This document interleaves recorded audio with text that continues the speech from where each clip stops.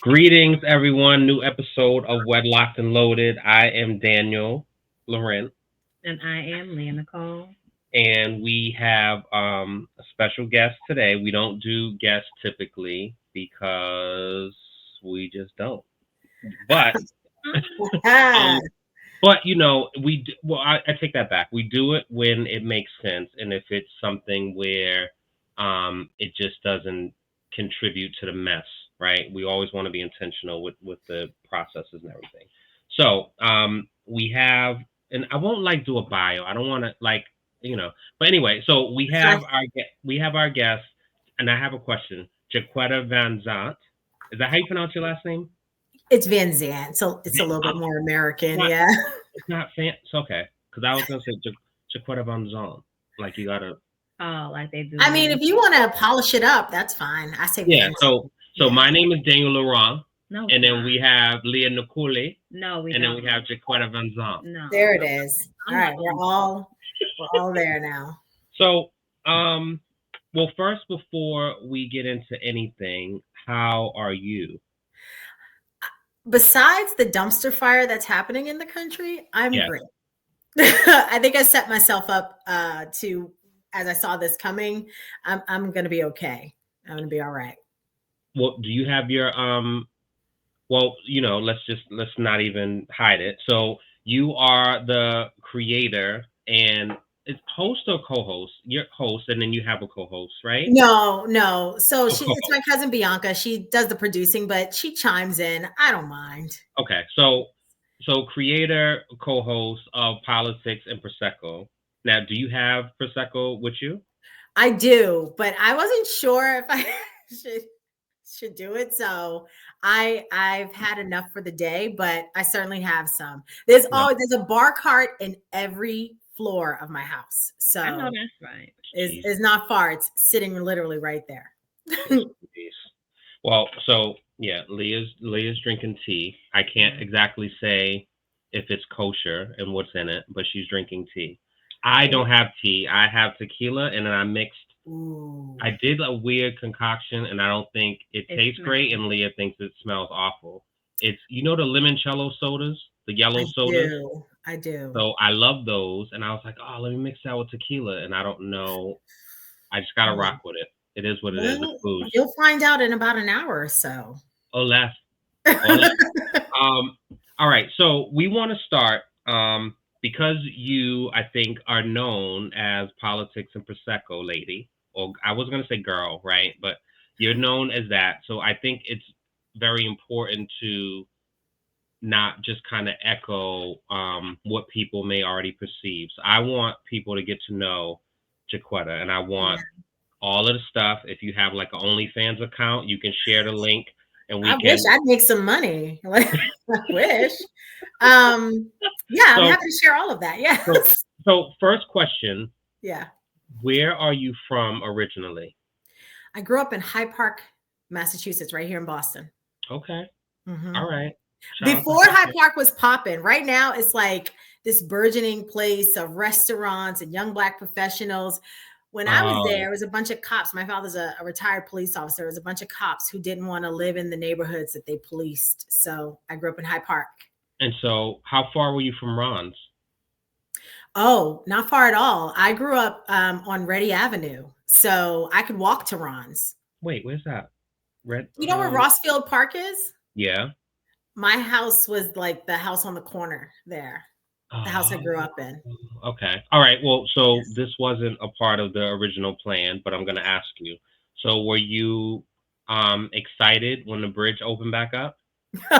Gosh, yes. I was excited. No, I was excited that they even fixed it. When I was growing up there and we would walk into Reedville, it was dangerous. It was dark. It was unlit. The bridge wasn't stable. So when they fixed it, I was like, great. I didn't realize it would take this long. I was happy when and it connects both sides of Hyde Park and into Dedham. That would be my first job was at Cherry Web and Terrain. And so I had to go to Dedham to do that. So I would drive my little. Was that inside the Dedham Mall? What is that? The Dedham Plaza, like at the Dedham Plaza. Wait a minute. Okay, so when you say plaza, you're talking about where Sears? Star Market is? Where the That's Shaw's all. is, yeah. Where the Shaw's is. Uh-huh. Okay. Uh-huh. Oh, there where On the Friendlies used to backside. be, Oh, was there a right? Friendlies? It might have been. No, Yeah, Friendly's it's was been way so up. long.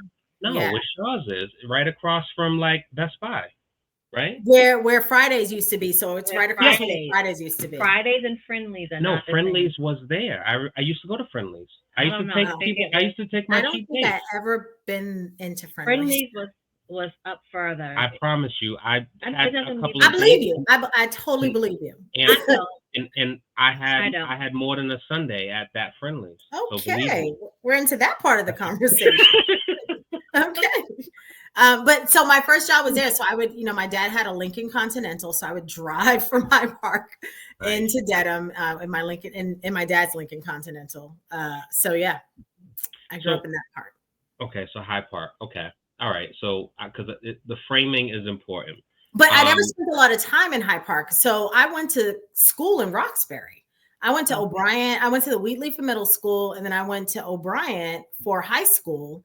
So I spent all of my time in Roxbury. All my friends were there. So I would, get on the 28 or every weekend and spend time at my friend Deanna and Annalee's house, or Khalid, and they were all my friends lived in Roxbury. Roxbury is the home of gods. So well, there you go. So I was always there. So Roxbury, naturally, when I was looking to buy a house, I was intentional about buying in Roxbury. This is what I knew. This is where my friends were. This is where I felt comfortable. Yeah. And so naturally, yeah.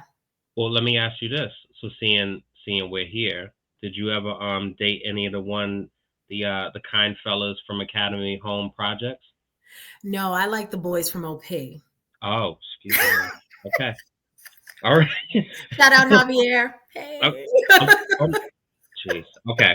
All right. So I have a question because I saw an interview and I took a piece from it because I thought it was interesting. Mm-hmm. So can you explain what happened in high school when you got detention? Yes.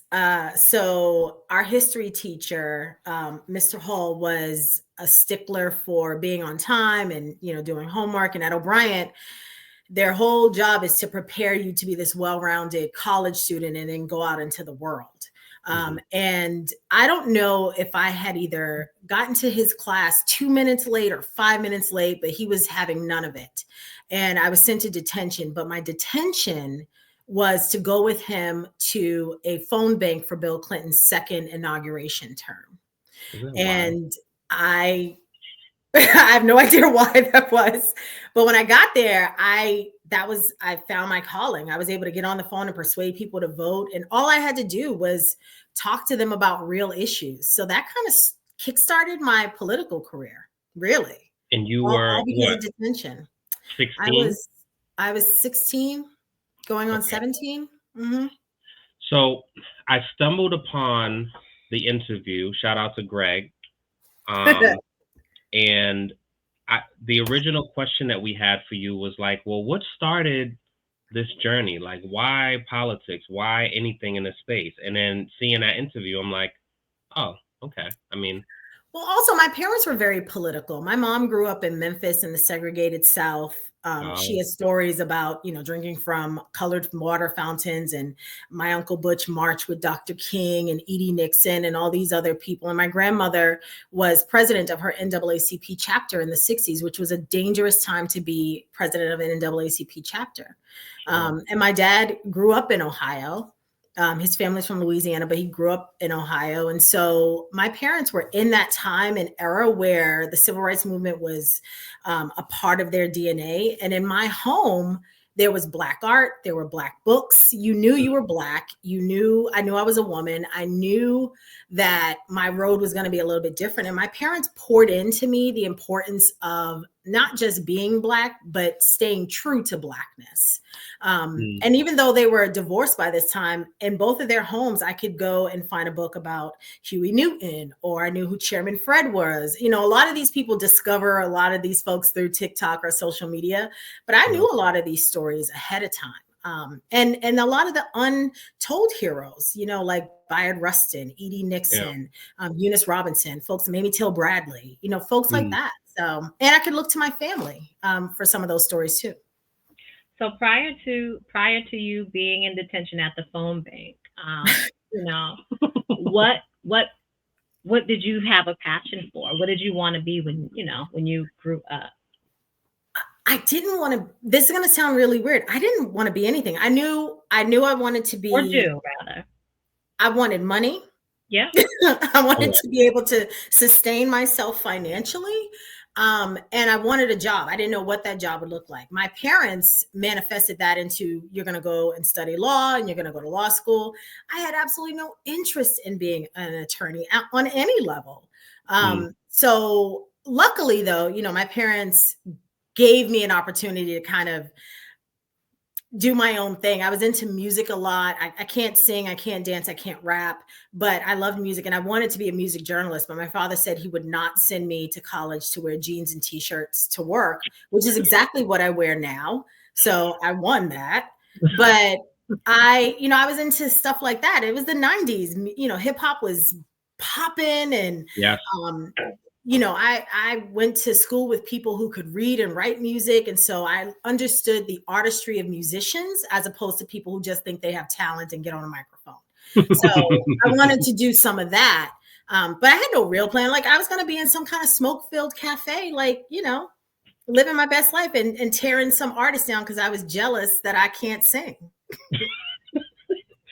Right before you said that, I was going to say shout out to Dream Hampton, but then when you said that part, I said, well, I don't want to shout her out now because it's going to seem like I'm taking a shot. But, but kudos anyway to her. Okay.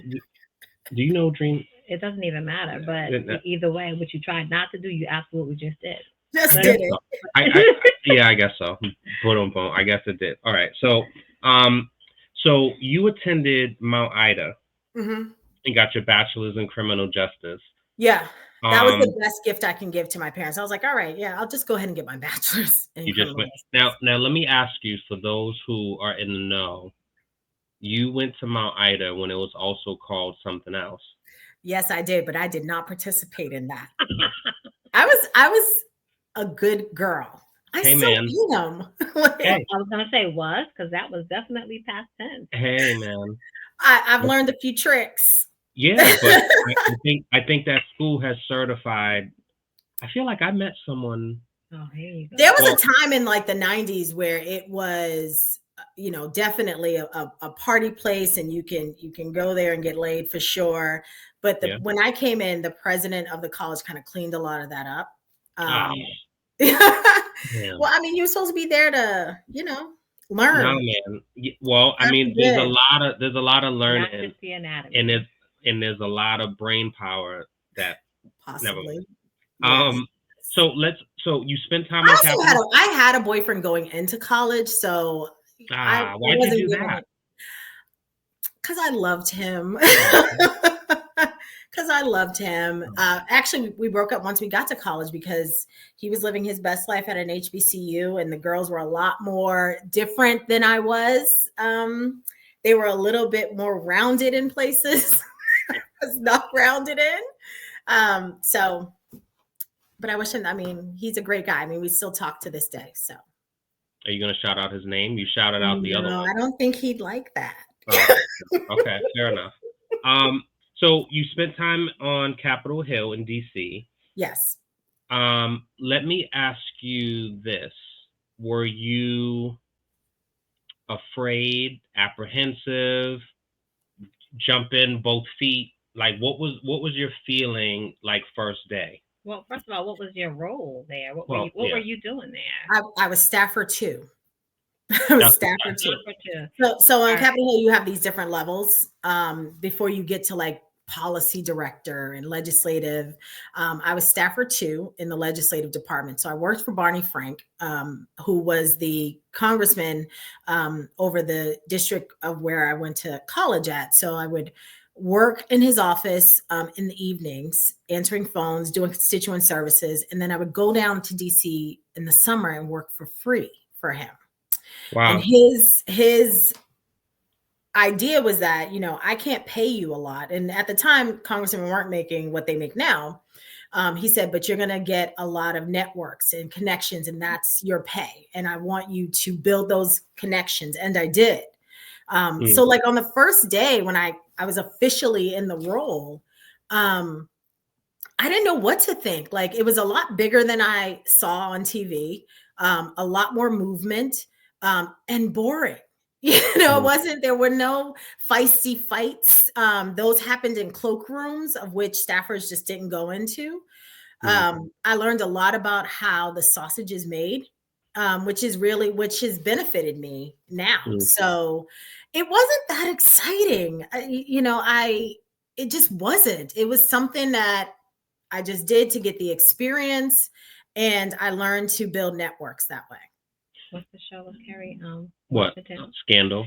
Scandal. So was it anything but like you wouldn't Scandal? have really seen that though. You could have seen some things in passing. So fixers and lobbyists always hang around. That's what Olivia was. She was a fixer. Those people always hang around Capitol Hill, but they don't do a lot of movement inside the building. They do a lot of their work outside the building. Yeah. And so when Scandal came on, none of us dressed the way Olivia did, because you don't make a lot of money. I mean, my girl was wearing designer stuff and her hair was always laid. I was happy if I could get my hair done. And so I remember when I lived there, I lived in Shaw, and I lived next door to a pimp named Robin. And so I was a man or female? It was a guy. It was a guy. And I remember when my dad was coming down to visit, and I was so embarrassed about how I was living. I begged one of the other upper staffers if I could use her apartment because my dad is coming, and she relented. But my dad caught on, and he was like, there's no way you live here. But I didn't want my cop father knowing I was living next door to a pimp named Robin, who was actually a very nice guy. They usually are. Very nice guy. He once told me and a couple of my roommates, because it was 6 of us lived in this row house. He was like, women like you, we can't target women like you. And that was a huge lesson, because I was like, oh, so y'all know who to go after. Oh, it ain't us. Sure. Yeah. Yeah. And that's a lesson that if you're wise enough, you catch on early and you like, oh, okay. Because, and as an adult, looking at certain men, you can see immediately. Like, I've had a few pitfalls. I've kissed a few frogs. So, I got his overall lesson, but you get caught up. It's the Dame Dash effect. I call it broken bird syndrome. I seem to attract broken birds. Broken birds show up like an eagle, right? They look like they got their stuff together. They're confident. And then the next morning, his feathers all over your bed and his arm is broken. And the broken bird's favorite line is, why are you trying to control me? Like, bro, I asked if you wanted grits or cream of wheat. What is the problem? like, why are we having this gaslighting conversation? Broken birds. Wait, but I have retired from the University of Broken Bird. Are you calling Dame Dash a broken bird? No. I'm saying that Dame Dash had a facade. Yeah, sure. Yeah. And his facade was to show you that, look, I have my stuff together, but I really don't. And I'm going to gaslight you to make you think that I have it together. Once I got you reeled in, now I'm going to make you the issue. Yeah. That's the Dame Dash effect. That's fair. You agree? But I like Dame Dash. Like he's a brilliant producer, but I've dated a few of them. It saddens me, not to turn it to him, but it saddens me because, he was a hero, and it's just, he's not aging well. And it's just like his legacy. Yeah, his trauma manifests in anger and in brokenness. And we all have it. But as you get older, you don't look to trauma bond with partners, right? You look to elevate up from that. There's some people who want to stay stuck there because it's comfortable, and mediocrity doesn't mean I have to elevate up in any way. I can stay this broken and take you along with me. And some people just never elevate up from that. Unfortunately. And so you miss a lot of blessings staying in mediocrity. Wait, are you? Don't do that. I'm done. Don't do that. Well, that's it. Why are you touching me? I can't touch you. But why at this moment? It just happened. Uh-oh. All right. So you see? I don't know how we got here, by the way. I don't know. Okay. What happens on WEDLock and Loathe? So let me ask you this. So with all the experience with the learning, being under the tutelage, what made you not decide to run yourself and be in the forefront and continue more policy advisory kind of roles? Like, what was that about? One, I really do appreciate my anonymity. Like I appreciate my privacy, and I am a stickler for that. And I'm really protective of the people in my life. So I didn't want to put myself on display. That's the first thing. And the second thing is I realized the people with the power in DC were the people who were not bought or bossed by anyone. So the people who had the real power were the media in DC. They could make or break a candidate, or commentators or analysts or data analysts. They were real powerful in DC because they held the numbers. They knew the facts. I wanted to be more of that. I wanted to be able to tell somebody to go F themselves and not have to worry about if my constituents think I'm classy or not. So, you've seen this before hundreds of times. I'm sure, all these folks, when they're running, they're all militant and I'm going to do this and I'm rooted in black and blah, blah, blah. The moment they get there, they start the pivot. Well, let me say this about that. Or look, I'm thinking about it. Like, well, let me just answer this. Like, weren't you just militant? So I didn't want to do that. Yeah. I didn't want to belong to the circus at all. Now, do you have close friends that have decided, the opposite? And they're either in office now or they decided to run, and like, do you have, and I mean like close friends, not like, we grew up with each other, but. No. So Liz Miranda and I have been friends since freshman year. Roxbury Lizzie. We went to O'Brien. I'm friends with Ruthie and Lydia. I mean, these are like my dinner friends. We go out and, toast up a drink or something. That does not mean that they are off the hook when it comes to my political commentary. And they know that. But, my goal is I don't do shock value and I don't do provocative commentary. I really try to keep it fair and balanced. And if you did something great, I'll give you props. And if you do something bad and you're my friend, you're still gonna get it. Yeah. And you deserve it. You put yourself out there, you have opened yourself up to, I have equal opportunity shade. Now, well, do you call them? Do you say, hey, so if all of a sudden, so you mentioned Liz, so all of a sudden Liz is twerking in front of Slades, right? And it's just crazy. Do you call her like, listen, I saw that video and I'm talking about this tomorrow morning? Or do you just...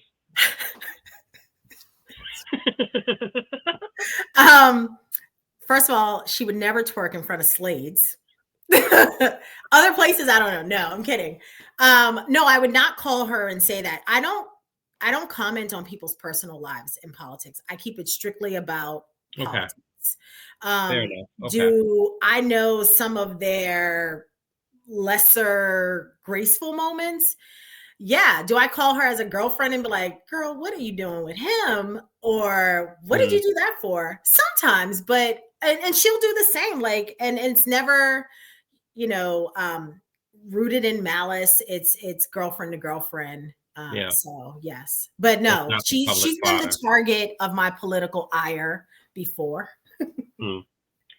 So now that we're here, let's talk a little bit more about politics and Prosecco. When did you first come up with this idea? What is it about? So I started this during the pandemic when we were all locked in and had nothing to do, and George Floyd was murdered on TV. And I was doing small little videos on Twitter about the injustice, and we've seen this over and over again. And I used to roast a lot of my city council friends, to their face. And, it'd be after a day of us having a few drinks, and I'm like, and you suck at this, and, just roasting them. And that turned into, can you do this for real people? Folks want to know real issues, tangible results. They want to see a lot of these people outside of their element. Drinking does that to a lot of people. So when I first started, people would come on and drink. Me and Anissa got like super into it. We had a few drinks, but it was such a lively conversation. And I knew that because I was friends with many of them, it was more comfortable for them to come to the table and have these discussions, and I can ask the hard questions. So that's kind of how it started. And then I didn't realize that the media was tuning in. I just thought it was my friends and my family. You know, my mom and dad would share the video to like their little auxiliary groups. But it was like I had no idea. And then I started getting calls from local media. And they were asking, could you come on and do an interview about this? And I'm thinking, I know nothing about this. Like I'm a campaign girl. Like I'm supposed to sit in the back, write up the stuff, and that's about it. I was speech writing. I'd worked for Mayor Spicer. So I was used to being in the back where I was comfortable. And so I did that. And then national media started to pick it up. Shout out to Sue O'Connell, who was the first to really tap me and put me on a spotlight with NBC 10. After that, like MSNBC would call, CNN would call, other online platforms. Wow. And it grew from there. Like it was really, God shows up and shows out sometimes. And so I guess in theory, would you say, I mean, for a person that's just like, I don't get it. It's basically an adult version of a political Drink Champs. Yeah, I mean, I guess so. It is a more. They're comfortable. They're comfortable. I'm comfortable. It's relatable. It started with just local politics. Yeah. And then I started bringing in national guests, but also bringing my national experience to it. I had worked at the White House. I've worked on Capitol Hill. I knew things and how legislation worked better than a lot of folks who had podcasts, who had only done things on the local level. So I started to relate that to local politics, and people would tune in and ask, well, who do we talk to about this? It's election day. People were asking me who they should vote for. So I think it was helpful in that way, where folks who look like us that may not have been paying attention were paying attention, because I was shading, Julia Mejia, and we were, drinking some beer or whatever. Actually, I don't drink beer, but we were drinking some kind of alcohol, and it was fun and relatable, and she looked comfortable. I was comfortable, and it was sassy. People like a good sass. Yeah, and it's palatable. You made it. So I have a question. So I believe it was a quote from Congressman William Clay, that in politics, there are no permanent enemies and no permanent friends, only permanent interests. Do you believe that quote?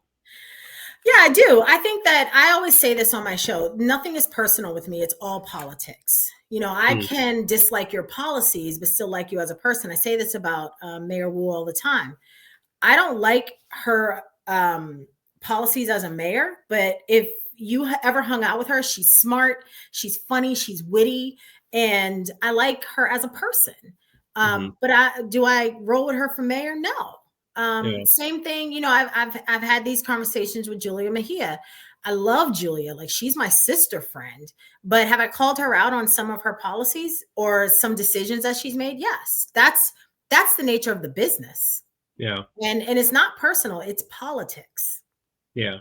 And I think if you are, I think being a brand that you can trust, that only, I guess, starts from you, right? And then it's a matter of displaying that for people. I won't say convincing people, but displaying it for people. And if they buy into it and they buy in, right, then you have smoke for both sides. You're not, beholden to somebody because you grew up with them, or because they look like you, or because they're a woman, or, any other things. And so I think that's tough and is rare, especially in the era we're in, where you look on, one channel and it's, something's very apparent, but they'll see that it's not, right? So, kudos for, I always tell people, when you ask for the smoke, I'm happy to blow it in your face, but you have to be prepared, because I'm not going to hold back. I'm not going to be disingenuous, because I feel like a lot of times in our community, people are often given misinformation and they run with that. And now in the age of social media, where people don't even bother to do any research, Dr. Sebi has people thinking if you drink moss juice, you're going to cure cancer. And that's not necessarily what his message is. His message is, if you contribute to a healthy lifestyle, you lower the rate of getting cancer. Yeah. But if you're not doing the research, you think all I gotta do is drink some sea moss and I won't have cancer. It's like, that's not how it works. So my job is to inform and educate in a way that is in bite-sized pieces, so everyday Americans can get it. Because politics is not rocket science. The people up in Congress, half of them don't even have college degrees. So, and they're telling you how you should live your life. Why? Yeah. So, no. Well, so there's a question, and I want to, you know what? Well, so seeing you just said that, what do you say to people who, this is the quote, I don't do all that political shit, man. I just, you know what I'm saying? I know. Everything we do is political. And this is usually my standard answer. When you get up in the morning and you brush your teeth or rinse your mouth out, the moment you turn the water on, what you did was political, because that water is federally regulated. When you get up and go to your corporate job, somebody fought to make legislation available so that you can even go get a job or get unionized. Everything we do is political, from the stuff you buy at the grocery store to the car you decide to buy. All of it is a planned process, and that process is political. So everything you do, I mean, and I love the people who, I talked to a girl during election time last year when Kamala was running, and she said, well, I don't do politics. And I said, well, cool, give me your bus pass back. And she goes, what do you mean? I said, well, the bus pass, that's political. That's funded by the government. So I'm going to need that back.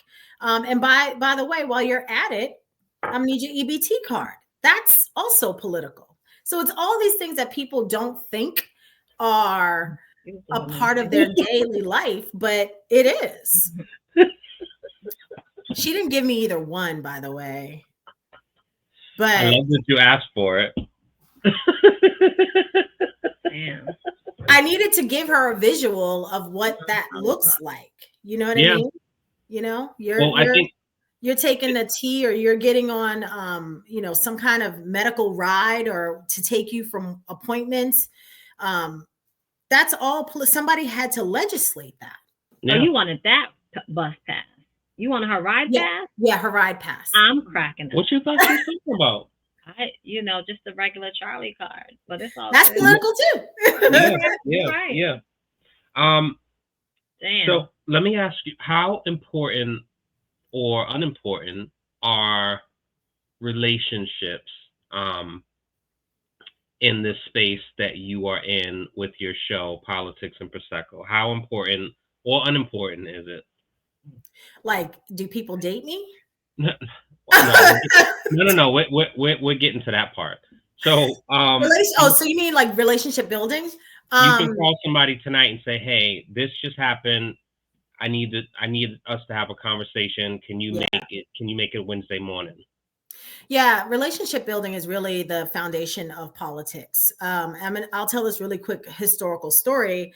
Dolly Madison, when she was first lady, she really was like, she embodied what a first lady should be doing going forward. People hated her husband. People hated President Madison. He was a short little man with a bad attitude. He didn't do much of anything, but she understood the power of people relationships, and she would bring together, I think it was Whigs at the time, in this case, we'll modernize it, Democrats and Republicans, and she would bring them together for these ice cream socials in Lafayette Square. And when that happened and people started talking, more legislation got passed, or they decided to compromise. That to me is a very good example of why relationship building is important in politics, because if you bring people to the table, many of us have the same interests. I say this about Black Americans all the time. We're really conservative in a lot of the things that we think about. Yeah. We're socially more liberal than most, but conservatively, we want smaller government because government hasn't been very good to us. No. We want to be fiscally responsible because we don't make the same amount of money as someone else does. But if people don't come to the table and talk about these issues, they won't realize that they have more in common than they don't. So it's a big part of it.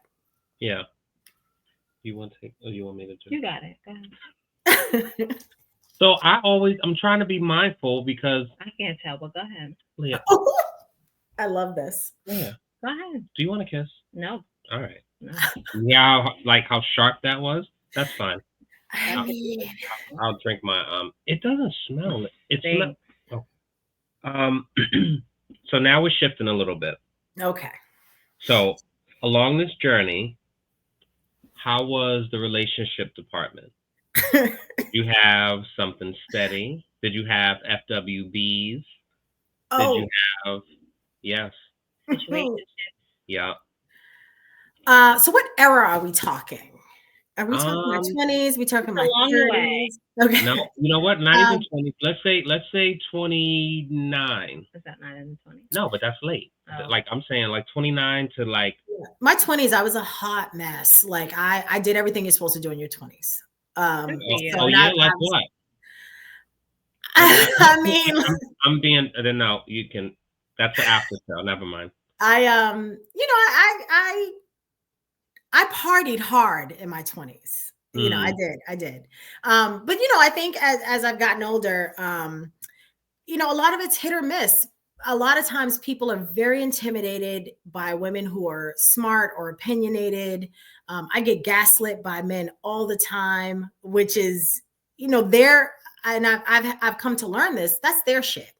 It ain't got nothing to do with me. I can't fuck you and raise you at the same time. You gotta pick one. And so I've kissed some frogs in the last 10 years. And a lot of it is unfortunate because I don't think a lot of these people start out to be terrible folks. They were just terrible to me. And I own some of it because I stayed longer than I should have stayed. I've hung on longer than I should have. I got hurt really, really bad. And, I don't think that was the intention, but I think once the blueprint was made, then it became just sport.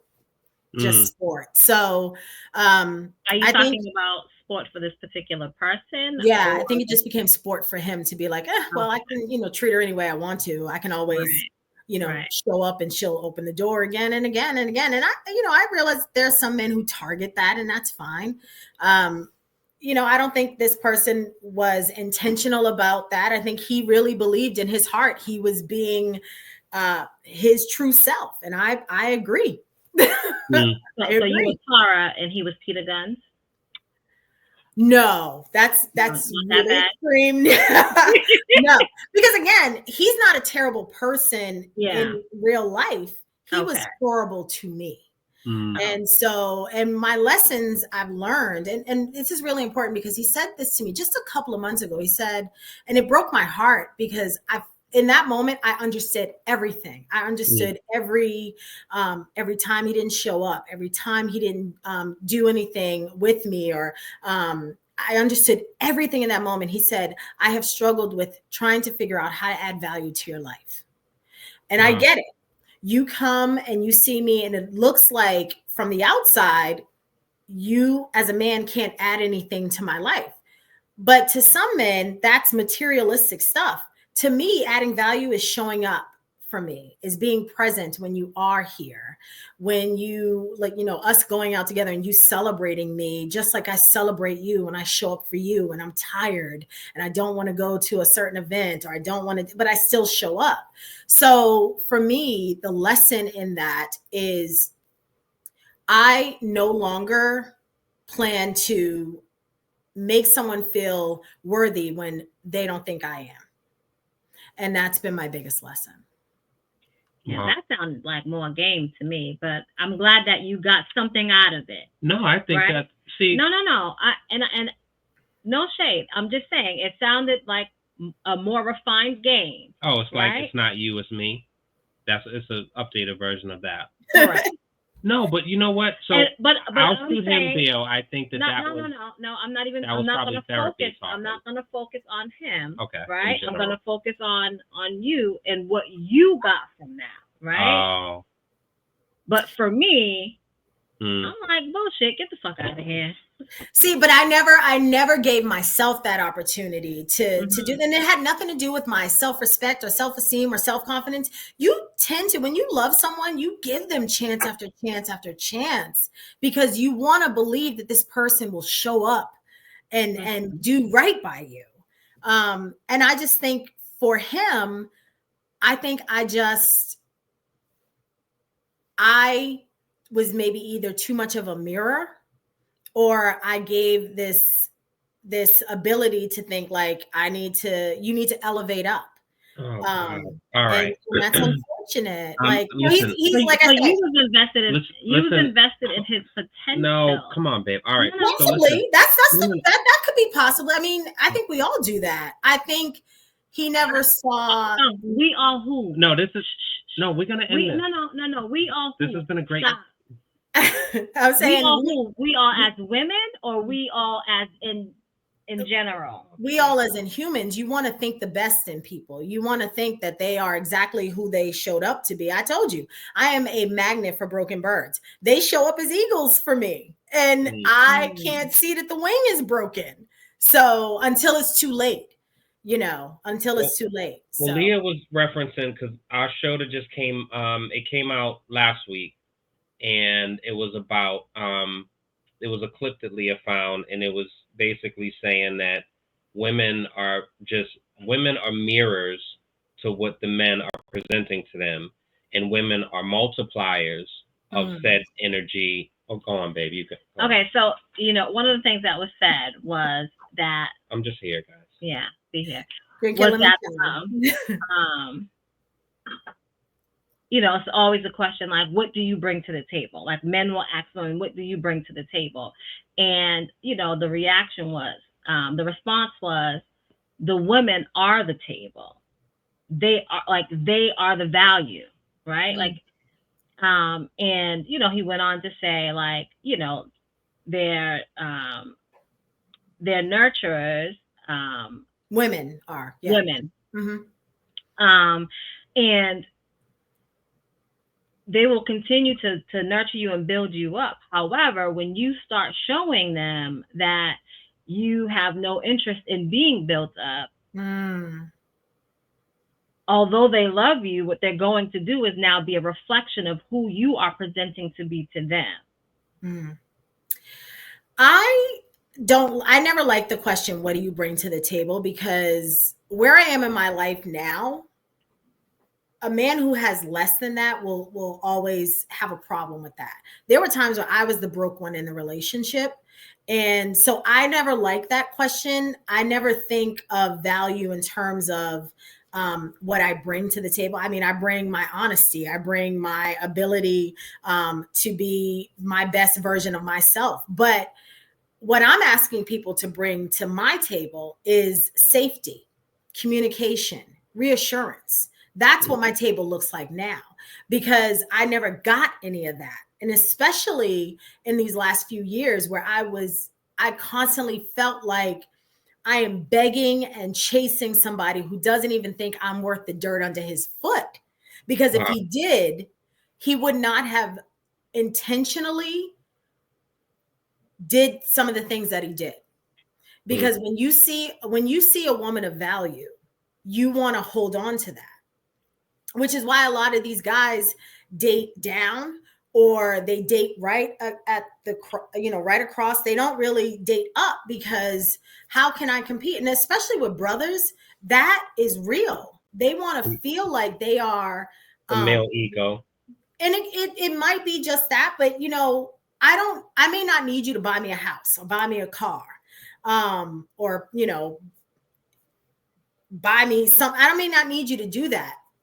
Value to me looks like, you have an event coming up, I'm going to show up and just support you. Because to me, companionship is way more important than whatever car you're driving or what you can buy for me. If we're not building together, I don't want it. I don't want it.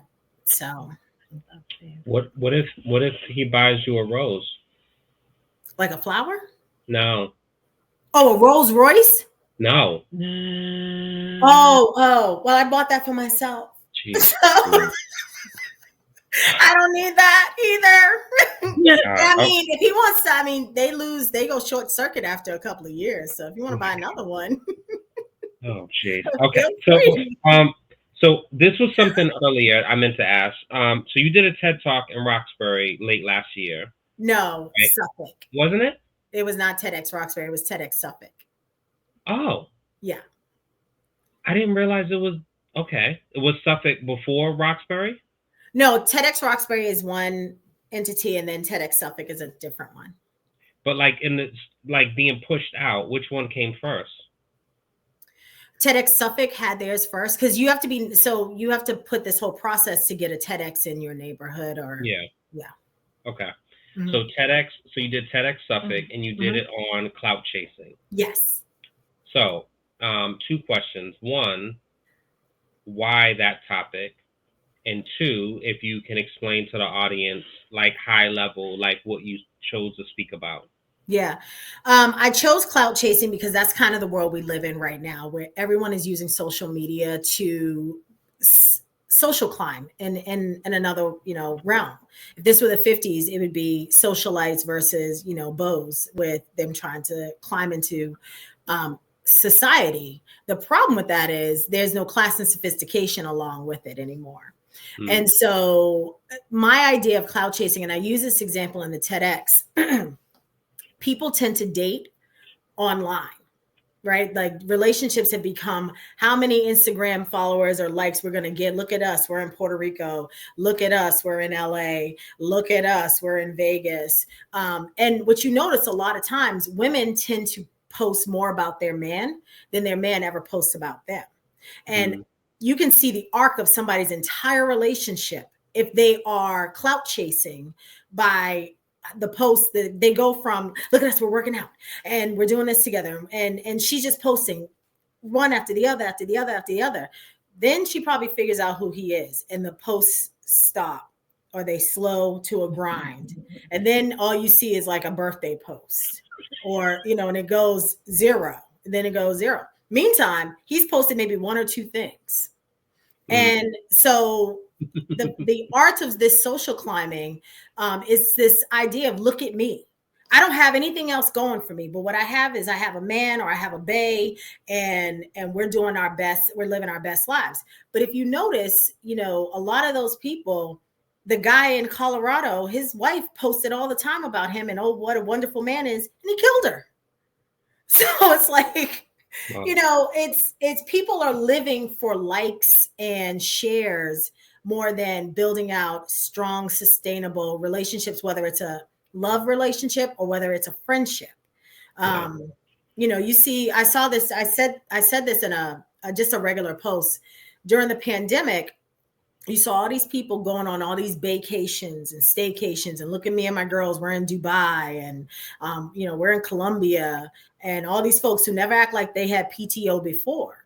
And then, the pandemic grinds to a halt, and they're in rocky relationships, and or they've lost their job. Meanwhile, I was stacking cash, buying a house, buying some rental property, because what I knew was a pandemic will trigger a recession within 5 to 6 years after, which is where we are right now.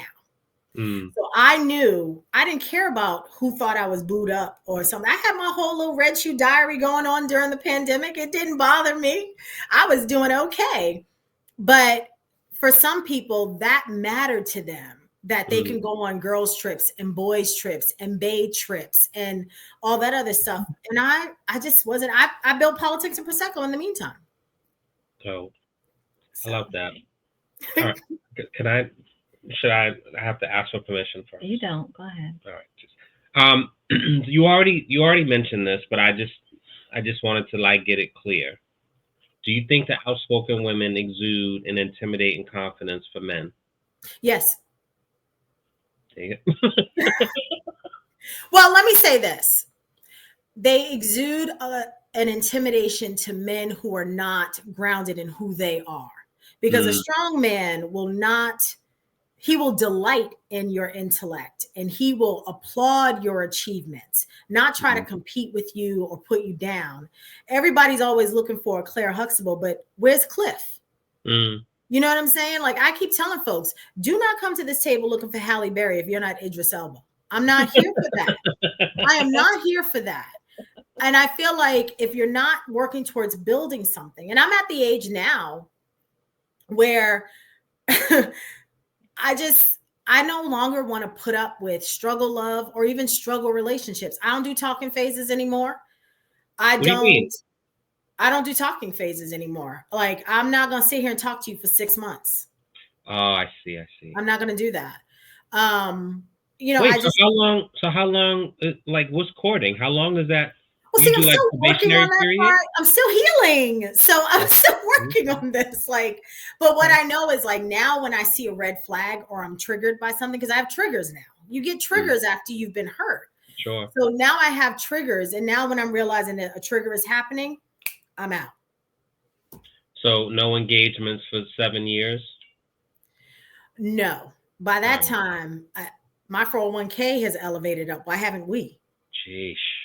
This is true. And I also am not one of those girls who's like, oh my God, we've been dating for like 2 years now. We need to get married. Like none of that. Like, no, like, you know, in 2 years, if it's been a lot of turmoil, he's not going to marry you and you should not marry him. More. I mean, I think there definitely should be some standards. But since we're talking about dating, a quick question. Do you believe that, do you believe that men and women date with the same purpose? I don't think we do. I mean, for me, marriage and children were never on my bingo card, right? Mm-hmm. So some women say I'm dating to get married, and some men, I know a lot of brothers now, younger brothers, and I mean like in their 20s are like, I'm dating to get married. Like I want to build a life with somebody. Wow. It's these dudes between 35 and 40 that's an issue. But 35 and 50. But go ahead. Girl. Okay.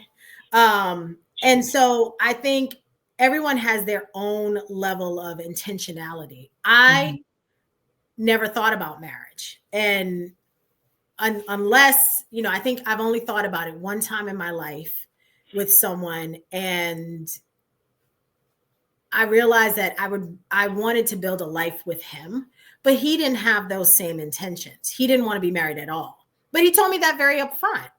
And at that time, I didn't want to be married either. But as the relationship grew, I was like, oh, okay. Like, you know, maybe he'd be great. But no, I don't think we date with the same intention.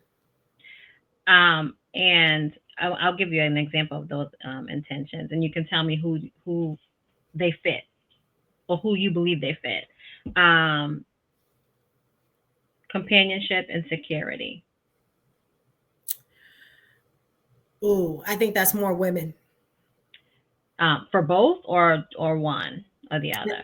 I think for one. I think women really look for companionship and security. And I don't know what that security could look like. It could be emotional security, financial security. If you're smart, you won't date somebody who's got to borrow $20 to get gas from you. We're not going to talk about Leah's message to our daughters that I just walk out the room when she gets on her. If he asks you to cover his phone bill, some gas, or if he's already talking about let's move in together after 6 to 8 months of dating, run like hell. That man has no intention on building with you. But he might have good potential. See, and I think that's where it gets mixed up at, right? Good potential for what? Is he paying for my phone bill too when I get into a pickle? How can he pay for my phone bill when he gets into a pickle if he's borrowing money for his phone bill? Well, maybe he just has a good pickle. Okay. Yeah. That's a dime a dozen. Oh. Yikes. Again, y'all, this is me hurt and jaded and trying to heal. At this point, I think they all know how to work the middle. Well, they should. Gotta sell something. They should. What? All right. So let me ask you this. What qualities do you look for in a partner? And what qualities do you look for in a friend? So in a partner, that has evolved and changed. because with heartbreak brings clarity.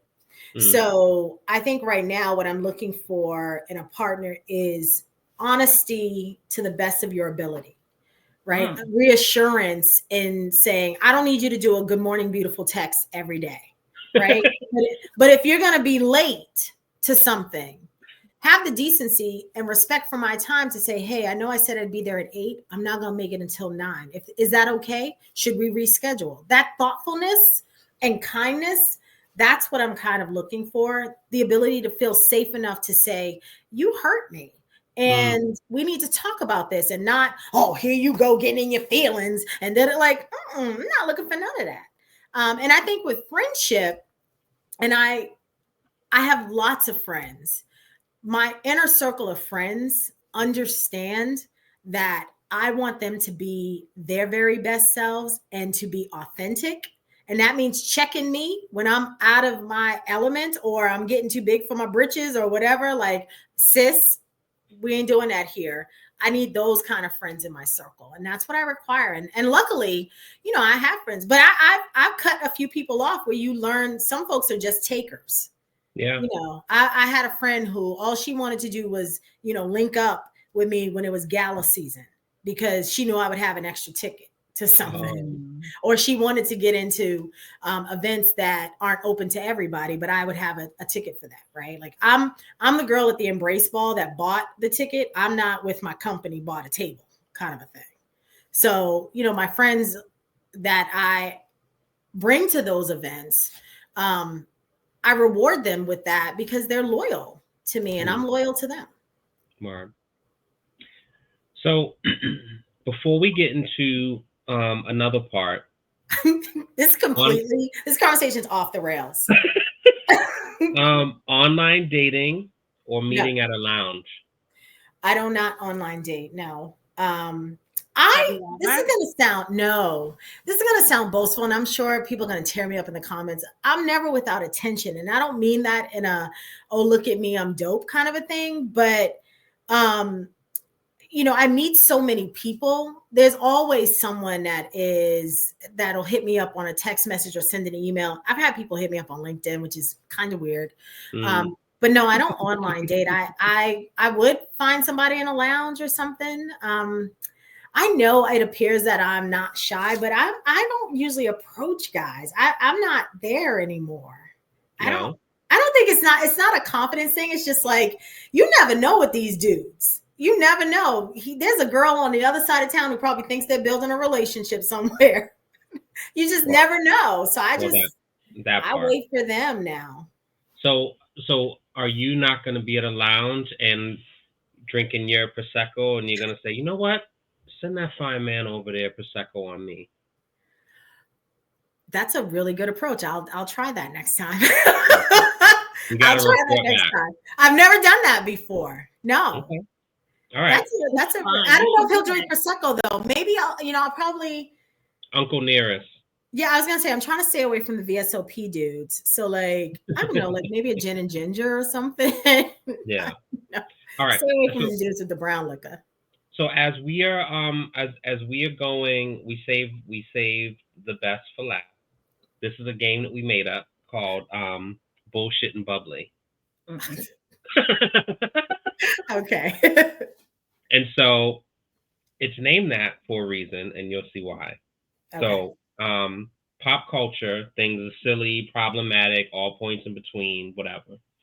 We're going a little out of order because I think I had wrote his name down earlier. This is something that Leah and I spoke about earlier, and she went off the rails, and I had to like put my hand up in a respectful way and just say, babe, let's just save this for later. Okay. So what do you think about Common? Do you like him as an artist? Do you like him as a person? Is he? Yeah, I like Common a lot. I'm a conscious rap fan. Like I like Mos Def. I'm a big Tribe Called Quest fan. I like conscious rap. So yeah, Common is, he can get it. Okay. Now, so as a person, and the things that has been reported that you may have observed over the years. Yeah, I hear he's a little toxic. Well, Leah said something specifically, and I don't know if she remembers what she called him. I have no idea what I called him. I think. Did you write it down? Nah, but you called him a few choice words. Oh. He was listening to. So I put on a song. I think it was the Find It Forever album, and I forgot the name of the song now, but it's the very last one. Okay. And it's like it's a really dope record. I played it like 30 times in a row one day. I was just in a zone. And so, but then I played For the People. I don't know if you remember that song, right? And I said, I like Common and he's dope, and I feel like he definitely can rap, but it's something about him when he's like performing and articulating his points. It sounds like preachy, as if he's not a part of the culture. He's almost like speaking about it, like, hey, I'm doing this for the thugs and for the ones that can't, and the kids on EBT, and it's like, and so Leo was like, oh, he's a bullshit ass. So, okay. Yeah. I never thought of him that way. Like, I feel like so much of hip hop culture has kind of went down the tubes with people being overly disrespectful and provocative in ways that I think Ice Cube said it best. He said, while they're sending your sons to the grave, they're sending their sons to private school. So I never really, think about it. I never thought of him as like faking the funk. I thought, Mos Def does the same thing. KRS-One is super preachy, and I think he's one of the greatest lyricists we've ever had. Yeah, well, I was only critiquing that part of me that it just is an asterisk when I think of Common as a MC, and then she just went off a tangent on his personal life, and because he be knocking them down, right? And so without saying a lot of nasty words either. No. Yeah. Right. So this is what I said. He gets quality snatch. You ready? Okay. So this is what I said, right? I said, I don't care for him as an artist. Not that he's a terrible artist. I just, just something there that's just doesn't jive with me. Can I get with some of his music? Yes. But totally, like, I'm not a super huge fan of him as an artist. However, when he's interviewing and he's kicking his shit, like, I fuck with him on that level, right? Okay. Like, I love he has a gift of gas. Like, I love it. Mm-hmm. But I do think that he's a trash dude when it comes to. She said a trash ass. The other word. You'd be surprised at a lot of these conscious people who are really terrible folks behind the scenes. Oh, I'm not surprised at all. Like Dr. Oop, never mind. I was. Wow. Yeah, I know. Well, now. I feel like my heart just can't. I'm not gonna. Well, I don't get on the train. No pun intended. I don't get on the train of bashing him because I whatever. But I think the most recent stuff. I don't think it's a bash if you're calling somebody out on some bullshit. I don't think it's a bash. Now, again, he talks a great fucking game. So I wasn't gonna. Okay, we won't. Yeah. So, Neo and his 3 girlfriends and his openness with his children. I think Neo's size has a lot to do with how he operates with women. Little man syndrome. Yikes. He definitely has little man syndrome. I always say this. Dudes with big dicks have the biggest insecurities, and dudes with little dicks have the biggest egos. And so I think that Neo has some self-conscious issues, and so that has manifested in, look at me, I'm the man. I'm polyamorous, because I think that's what he said. He's polyamorous now. And look, I don't want to share mine. So he's picked the right one. But again, going back to what the pimp Robin said, men know who to target. Yeah. And women too, because I have some ratchet girlfriends who like, girl, I'm just waiting for him to pay the mortgage. Yeah. I'm done. Yeah. So this is something that you and I spoke about on the phone, and I said I'm going to pause it and bring it up. I think we have different opinions. However, Congresswoman Jasmine Crockett. Yeah. I think that I'm over her antics. Like, I think the whole TikTok challenges, like, you're in Congress, you need to have some decorum. But I also don't want to dim her authenticity, because I think she is being herself. And I think the reason why Marjorie Taylor Greene got under her skin is because she was ghetto. Whatever that means to Marjorie Taylor Greene is very different from what it means to us when we call someone ghetto. I think Marjorie Taylor Greene was rooted in racism. Absolutely. She's a narc. But I feel like Jasmine gave her ammo to get under her skin. And now Marjorie Taylor Greene, every time she comes after Jasmine, she knows how to go after her appearance because it gets under Jasmine's skin. Mm. So it's unfortunate because it's like, you know, Barbara Jordan and Shirley Chisholm and Senator Mosley Braun, they were a different caliber. They really were. Now, what do you think about Maxine Waters? Like, in the same sense of like, she is, I think that, I mean, she's older, and once people get older, they tend to just tell people to fuck off left and right. And so, but I think that I think Congresswoman Crockett is lineage of that, in the sense of, you know, so what I'll say to this, what happened? What I'll say is, because there was someone else that had made a comment about her and saying that they think that she is too performative. And I never kind of looked at it that way. I know that there was a recent thing that just came out where like a lot of the Congress people were doing like the Ultimate Fighter thing. Did you see that? Yes. Like, I don't like that, right? Mm-hmm. I don't like that from any of them, because I think that this isn't the time for that. Yeah. Right. But for me, I'm just so tired of seeing you on the screen, and whether that's white or egg or whatever, and I compliment it, and you're like, oh no, this is green. Right. Right. I see a thing, you're telling me it's not a thing. So if someone is going to call a thing out at the baseline level, I appreciate that, because I'm tired of the bullshit. So I'm one of those people that believes Maxine Waters is way past her time to be in Congress. There's nothing sexy about being in Congress for 75,000 years. What Republicans do so well that Democrats can't seem to get their head around is a Republican will say, hey, Daniel, you work in my office. I'm going to retire in 3 years.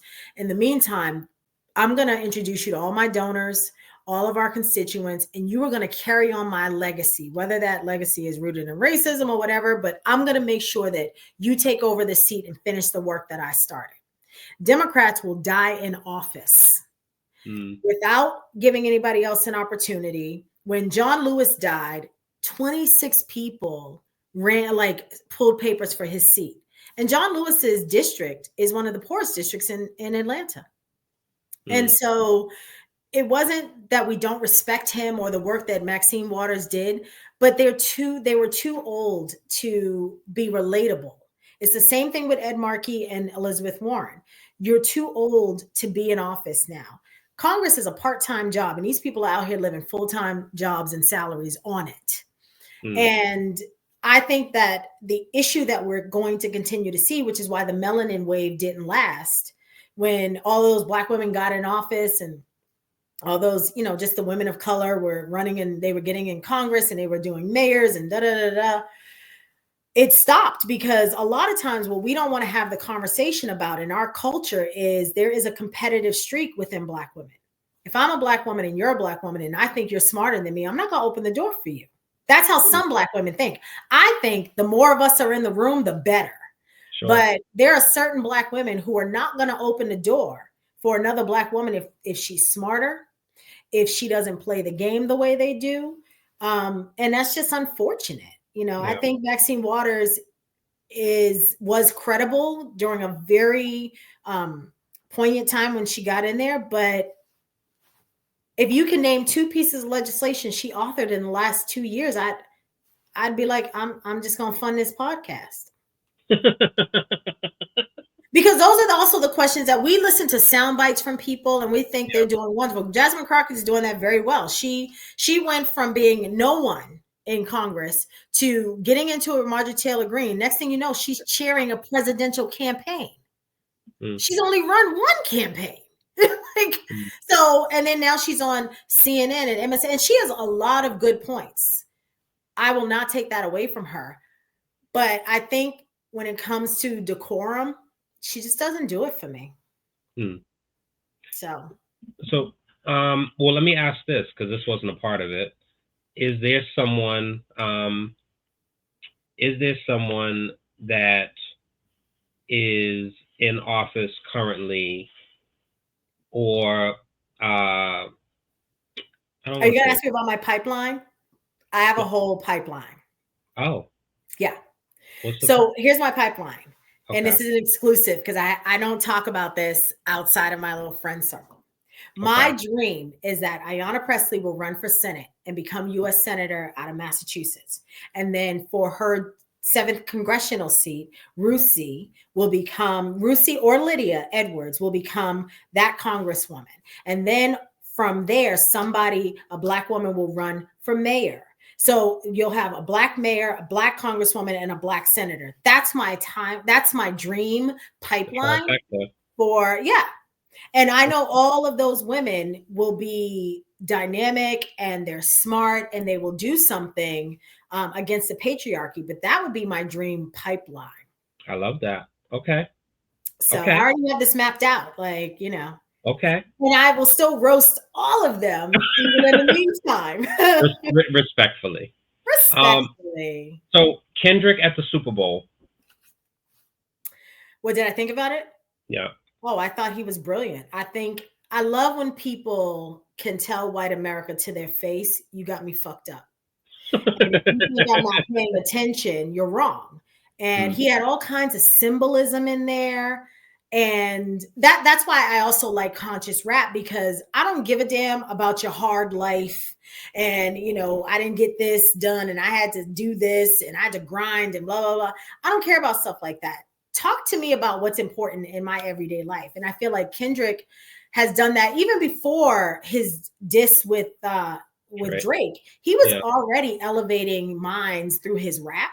So I thought that was really smart. I thought it was brilliant. I thought the symbolism to lynching, the symbolism to the justice system in itself not being balanced was great. Having Sam Jackson there as Uncle Sam was brilliant.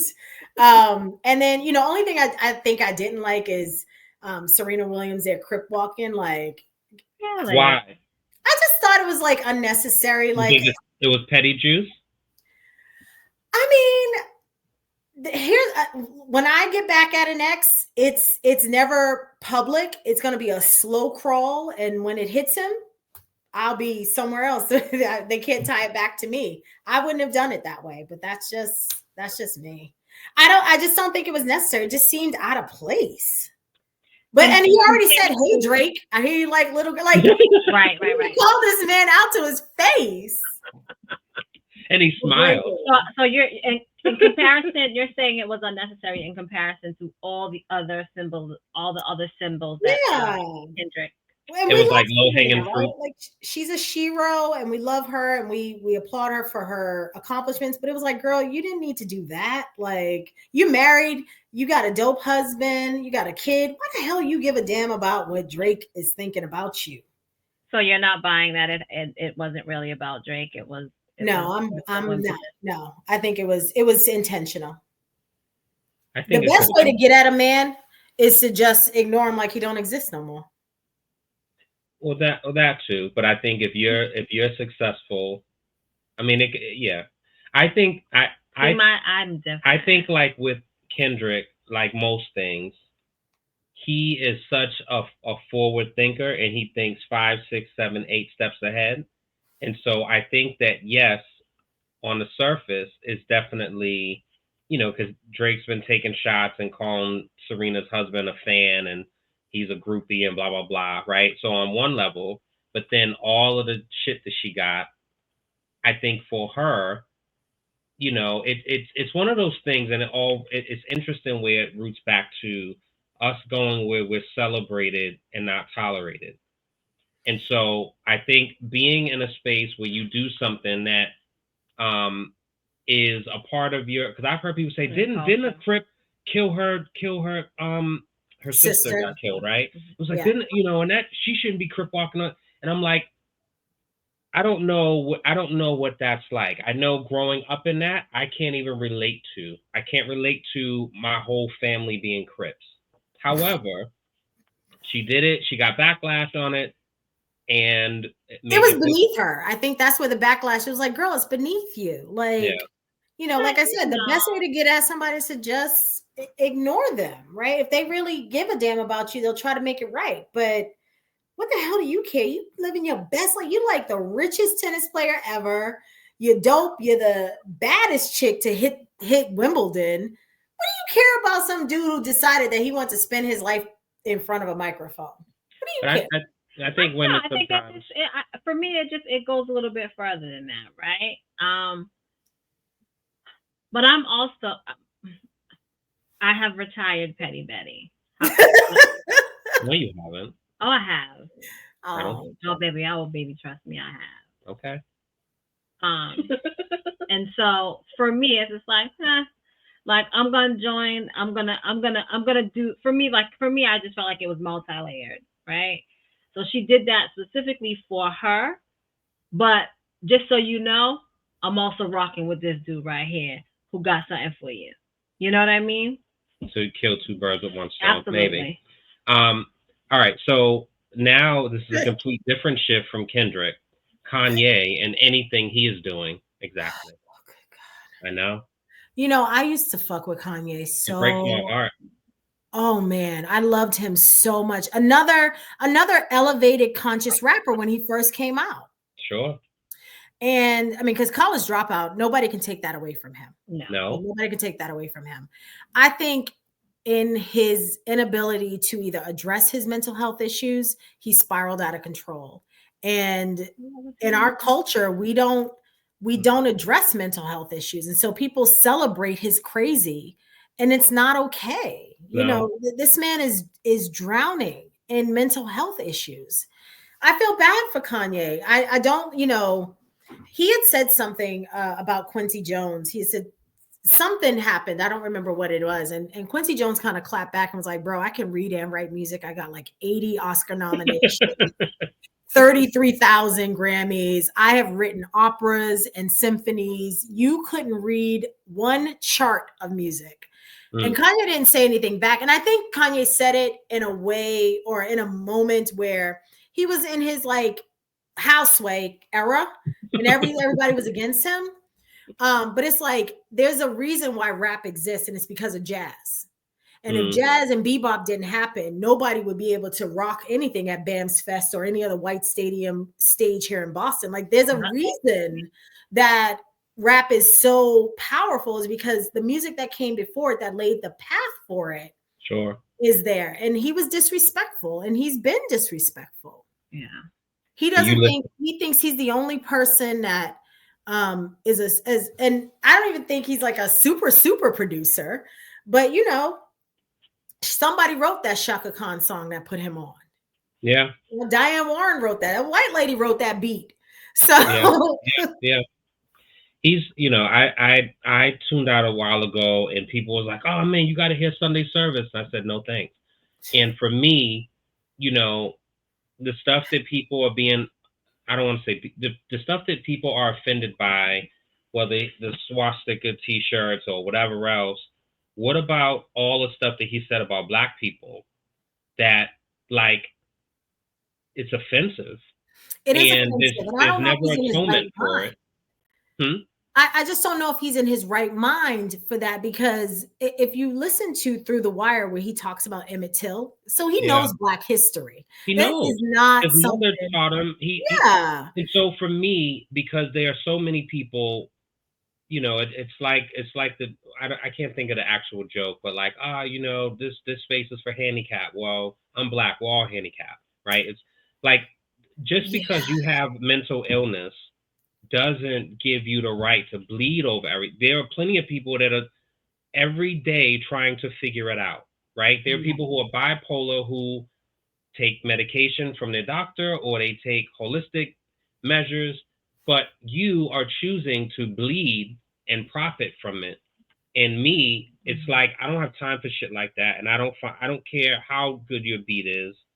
Like, I think Anyway. part I of think it he's also just very disrespectful to women. What he did to his wife, or now soon to be ex-wife, what he did to her at the Grammys, I thought was awful. What do you mean soon to be ex?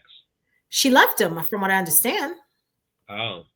I feel like they keep doing that. Oh, she left him, but they're still back together, and they're into the struggle of like, we're fighting, but like, let's go on vacation. Right. Struggle love. Yeah, there's definitely some issues. Speaking to his mental illness, I think part of the reason, I don't know for certain, because you know what I mean, I'm not in his back pocket, but I do believe that some people believe that taking certain medication dulls their genius, the creativity. Yeah. Mm-hmm. Yeah.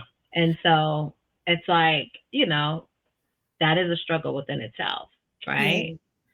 I can imagine if music is your thing and that will dull some of your creative talent, I can understand that. Mm-hmm. But there has to be something. Put some measures in place, right? Go in a cabin in Vermont, take your social media devices away, and fucking and veg out for 40 days.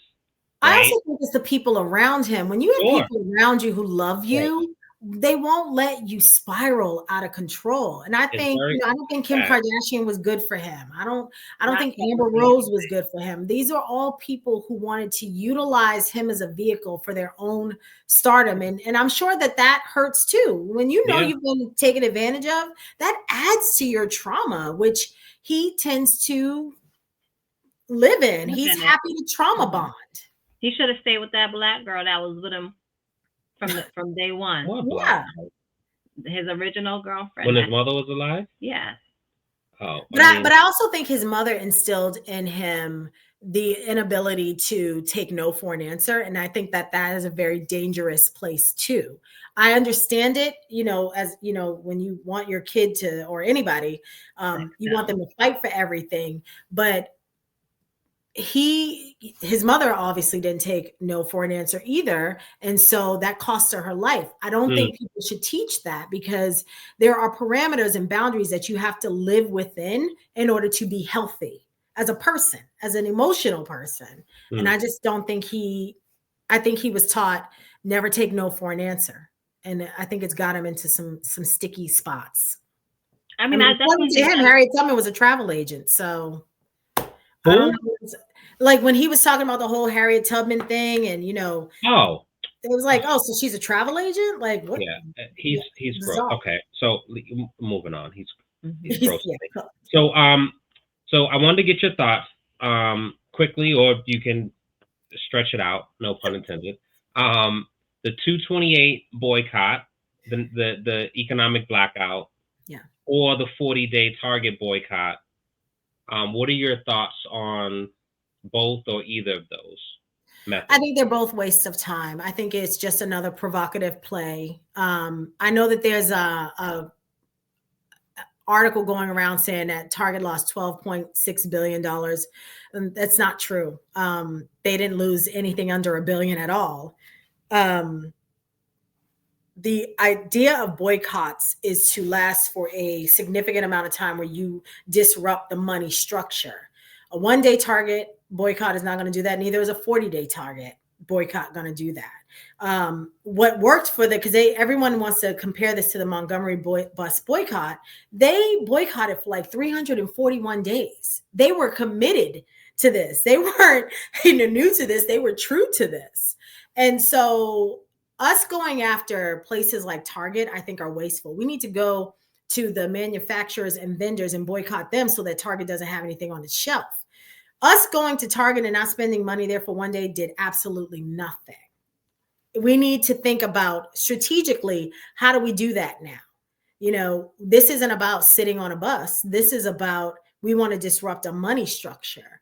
And Target not having, and I use Miss Jessie's. My hair is naturally curly, so I use Miss Jessie's products. They don't have it at Target. I get mine at Marshall's anyway. So and there was no structure in place to say, if you're not going to go to Target, here's where you can also go. And they didn't give any of that. And let's be honest, like, Black vendors online cost a lot of money. They want you to spend $75 on a sweatshirt that they made in their grandmother's garage for $13. But, there's our idea of disrupting a power structure. We absolutely have no idea how to do it, especially us who came after the civil rights movement, where we've been entitled and we haven't really had to fight for much of anything. These folks don't know what they're doing. So I'm against both of them. You're against both. Now, well, I don't want to stress because I'll ask this. So, are you against both and you just don't support, or would you just kind of go out of your way and go in there and buy like paper towels and some napkins on said day just because? No, I mean, I didn't go to, I don't always shop at Target, but I didn't go just because there was a boycott. I just didn't go to the store that day. Like I said, to me, having a picket line at who their biggest distributor is or their biggest manufacturer is, or maybe where their trucks come out of, and doing a picket line there so that the trucks can't get there, that's how you disrupt the system. Me going to Target to look for Miss Jessie's, I don't need to do that. I can go to Marshall's. That's where I get them anyway. So fair enough. Okay. And I think Al Sharpton has he's looking for his MLK moment still. And I'm not saying that the brother isn't smart and he isn't effective, but he understands that his audience has shifted too. He gets the people who are like, okay, we're gonna like not go to Target for 48 hours. Okay. So where am I going to get the other stuff from? So yeah, I think the 40-day, and to your point, I think the 40-day was flushed out a little differently, where to your point of where can you get said things, there's like a directory that's sent out if you go on a thing, and blah, blah, blah. I think it's flushed out a little differently versus the 1 day. But that was just a blackout. That wasn't just for Target. That was in general. Yeah, in general. That was all stores. And the one thing that because I did a piece on GBH, and Amari, which I actually appreciated what he said was. I saw that. You saw it? I did. Oh, so see, I was, What? Leah, let me have my listen. Go ahead. I'm just saying, you was what? Like, what are we? So Amari was saying like muscle memory, right? Mm-hmm. And I think the space that we're in with dealing with 17-year-olds that don't know anything else but being on social media, like the reality of them and their parents doing a year-long boycott of any said thing, I don't know how realistic that is. So I think it's back to I can't remember this quote from New Jack City. In order to have, we have New Jack problems, we got to have whatever Mario Van Peebles said. And I thought it was brilliant. I can't think of the thing. Anyway, but I digress. So I want to move to something. Girlfriends or Sex in the City? Oh, I'm going to go with Sex in the City. Really? Yeah. No way. I thought Joan was toxic and she allowed, what's the other girl? Jo Marie Jones. No, Jo Marie Jones is Tony. Okay. They had a toxic relationship. Yeah, I thought they had a toxic relationship. And I'm so tired of watching shows where Black women can't get along or there's always something there. And the reason why I like Sex in the City is because like I just find it relatable. I kind of find the Golden Girls relatable too right now. So. But yeah, I think, I don't know if you said like Living Single and Sex in the City, I'd be like Living Single. Yeah, but that's different. I mean, why? Why is that different? Well, Living Single, I mean, I love Living Single also, but I feel like for me, I'm a hardcore. I've never seen another guy love girlfriends like Charlemagne. I've never heard another guy speak about girlfriends. He's a different mammal though. But I love that show. Okay. And every episode, I can name every character. Like I love, and when it got canceled, it was never closure. Like it's still. Oh no! It's a real thing, man. So I guess so. Yeah, I was more into Living Single. That kind. Even Harlem. I watch Harlem. Oh, that's a great show too. I love to see like the way that women. I don't like the way that it ended. Don't tell me. Don't tell me. I won't. Okay. Well, someone died. Okay. See, I mean, I don't know. I'm just saying it. But I do like empowered women. I'm not a Tyler Perry fan, so I try to watch the opposite of what that is. Like, I like the idea of empowered women having these kind of real life things that even I'm going through, and they're like, oh, I can relate to that, and I got a friend like that, and this dude was up in my head. I have tears, right? I keep saying, so you watch baddies, basically. No, I don't watch baddies. I mean, yeah. That's a whole. There was another show. I don't watch reality TV though. I just for the first time saw one episode of the ladies in Atlanta. What, the Housewives? Yeah, I don't watch. Is the new season on? I guess so. I don't know. It was on YouTube, so I was watching that. I like the Atlanta Housewives. That's the only like. I was a fan of the New York Housewives for like a minute because I loved Bethany Frankel, but even that was just stupid and toxic. It's a mess. All right, so this is the last question, and then we had something that we wanted you to close on. So Patreon or OnlyFans? Yeah. I'm gonna say OnlyFans. They seem to make a little bit more money.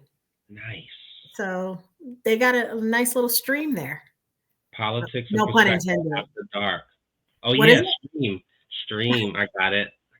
Doom. Politics and Prosecco after dark. I'm gonna work on the profile page and I'm gonna send it to you for you to approve it. Okay. Yeah, exactly. Okay. So as we close, we want you to give the people something that they can be focused on locally or nationally, and what concerns you the most about this administration and what we reference as far as the dumpster fire, because there's so much stuff and it's like catching confetti. Like, what are the things that Jacquetta is like, oh my God, are you guys understanding? Yeah. Yeah. So I'll start locally. Like, I think we're in the middle of an election year. The mayor has 3 opponents and the city council has an abundance of opponents. And I think because this new generation of voters is more focused on deliverables, they don't really care about, where you went to school. I know progressives try to pitch the whole like, oh, well, so-and-so is a billionaire, or this generation of voters, so under 35, they don't care about any of that. They just want deliverables. They want to know that you're going to do what you said and you're going to make their life easier. So that's one half of it. And then on the federal level, I think that people need to start turning their attention from the White House to Congress, because in DC, the only people with power is Congress. Donald Trump can write as many executive orders as he wants to, but they're not law. They're not legislation. The only thing that are law have been legislated through Congress. Congress is the only people that can declare war. They're the only ones that can destroy agencies. They are the only one. They have the most power. And the most powerful person in DC is the Speaker of the House. Nothing gets to 1600 Pennsylvania Avenue without stopping at that desk first. And then it has to go back to that desk after the president has seen it. So it's time for us to turn our focus towards Congress and start holding them accountable. And that includes ones that look like us. We want to give a pass a lot of times to Black folks, thinking like, oh, well, I don't want to run anyone to run against them because then we're going to lose a Black seat. But if that's because all skin folk ain't kinfolk. So if you think that everybody up there who's Black or brown is doing something for you, they're not. I guarantee it. So my advice is to start turning your attention to the people that are actually up there making the laws, because they're problematic too. I say get rid of all of them. Start new. Got that? Yeah, got it. Did you have? Yeah, I hope this was helpful. Well, no, and I actually regret. I should have switched to Patreon or OnlyFans because I didn't want to end on such like a, because it's just a mess, and so I didn't want to end on that note. So we have to end on. Well, ask a bonus question. What's a bonus? I was gonna ask something, but I want to be mindful. Be mindful of what? I basically told you I have a rose. I would peruse OnlyFans. What do you want? All right, so Are you against recordings? Being recorded? Oh man. Yeah. Yeah, because you asked for it. Yeah. I am not against being recorded. I have to really, really love you, and I have to dig it and dig you in order to do that. And there's only one person I've ever recorded myself for. And that was because at the time I really, really loved him. And but not everybody gets that. Who has the recording? I do. Oh. Well, actually, wait, I actually think he might have it. I think he might have a copy. But I really do trust that this recording will never get out. Okay, so you said you recorded yourself. Well, he held the phone. I get it. Okay. Yeah. But was it self-play or was it? Oh, no. Okay. We were engaged in. You guys were engaged. Okay. Yeah, we were engaged in stuff. Well, words matter, and so I want to. Don't use my words against me. Oh, why not? Because I say words matter, you misuse. Anyway. All right. Anyway, so politics. Not a lot of people make it up to the third. You know, my master bedroom's on the third floor. I always tell people that's for platinum holding ticket holders. Not everybody makes it up there. Everybody else just gets to the guest bedroom. Oh, jeez, what happened? The platinum ticket holders. Jeez, is that like going to the Russell Auditorium and getting VIP? You know what?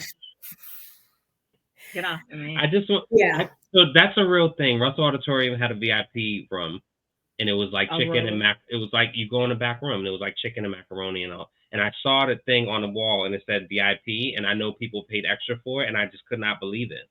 So for me, I just always make fun of it. And no disrespect to whoever the event planners were that did it. I just think that's ludicrous to have a VIP room in the Russell Auditorium. And I digress. Anyway. Yeah. Yeah. Then there are no platinum ticket holders currently, though. Really? So, no. Well, I'm gonna start this page, and you know, the night's still young, so we'll see. I'm gonna send it to you for final approval stuff. Okay. So Politics and Prosecco. If you can tell people how to find, because I heard that there's some changes brewing. Yes, thank you for mentioning that. We are exclusively going over to the Spotify platform. It is going to be a sponsored podcast, so that's really big.